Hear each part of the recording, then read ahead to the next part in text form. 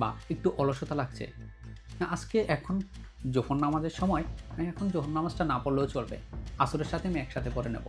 এটা হচ্ছে শয়তানের একটি বড় কাজ। 4 নাম্বার হচ্ছে দুনিয়ার মোহে ডুবে থাকা। সে আপনাকে ব্যস্ত রাখে টাকা, নাম, ফেম এসব দিয়ে, যেটা দিয়ে আপনি আখিরাতকে ভুলে থাকতে পারেন। 5 নাম্বার হচ্ছে ভয় ও হতাশা সৃষ্টি করা। শয়তান আপনাকে বলে, তুমি তো অনেক বড় পাপী, তুমি এমন পাপ করেছ, আল্লাহ কোনো দিন তোমাকে আর মাফ করবে না। এটা হচ্ছে শয়তানের একটি বড় ফাঁদ, বা এটাই হচ্ছে শয়তানের একটি বড় ধোঁকা। আপনি যতই পাপ করেন না কেন, আল্লাহর কাছে চাইতে পারলে, তওবার মতো তওবা করতে পারলে আল্লাহ সব পাপকেই ক্ষমা করে দেন। সমস্যা হচ্ছে আমাদেরকে আল্লাহর প্রতি বিশ্বাস রাখতে হবে যে আমার পাপ আল্লাহ ক্ষমা করবেন ইনশাআল্লাহ, কারণ আমার বিশ্বাস আল্লাহর উপর আছে। এখন কথা হলো, আপনি কিভাবে শয়তানের ধোঁকা থেকে বাঁচতে পারবেন? 1 নম্বরে হচ্ছে আল্লাহর স্মরণ বা জিকির করা।